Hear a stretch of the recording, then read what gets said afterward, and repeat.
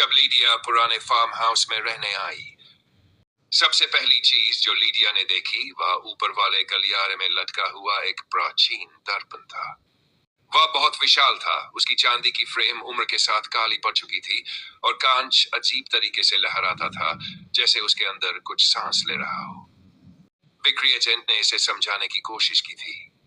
यह तो बस असली मालिकों द्वारा छोड़ी गई एक विरासत है, उसने मजबूर होकर मुस्कुराते हुए कहा। यह चरित्र जोड़ता है। पहली रात जब लीडिया ने उस घर में सोया, उसने सपना देखा कि एक लड़की गलियारे में खड़ी है, पीली, नंगे पैर और फटी हुई सफेद पोशाक पहने हुए। उसके बाल उसके चेहरे पर लटक रहे थे और वह कुछ फुसफुसा रही थी जिसे लीडिया ठीक से समझ नहीं पा रही थी। जब वह जागी तो दर्पण धुंधला था, हालांकि घर में हड्डियां जमा देने वाली ठंड थी। कुछ दिन बीत गए और लीडिया ने छोटी छोटी चीजें नोटिस करना शुरू कर दिया। रात को उसके दरवाजे के बाहर कदमों की आहट होती थी। कभी कभी दर्पण में उसकी जगह वही पीली लड़की दिखाई देती थी जो उसके कंधे के ठीक ऊपर खड़ी होकर बेहद नुकीले दांतों के साथ मुस्कुरा रही थी।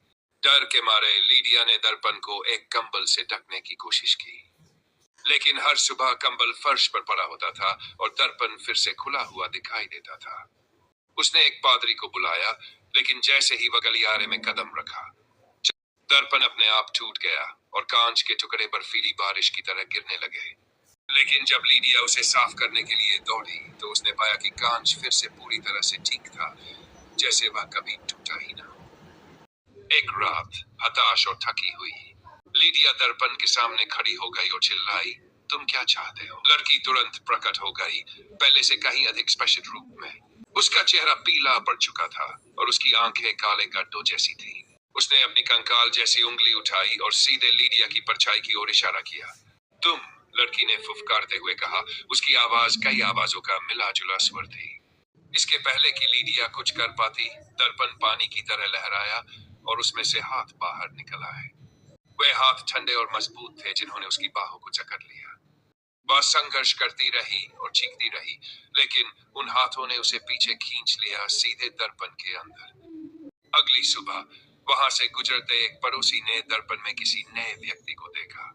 एक लड़की, पीली और नंगे पैर, जिसकी आंखें भय से फटी हुई थी, जो दर्पण के अंदर से बिना आवाज के उसे पीट रही थी। तो अभी तक आप लोगों ने मेरे YouTube चैनल को सब्सक्राइब नहीं किया तो जल्दी जाकर सब्सक्राइब कर लें। मिलते हैं नेक्स्ट वीडियो में।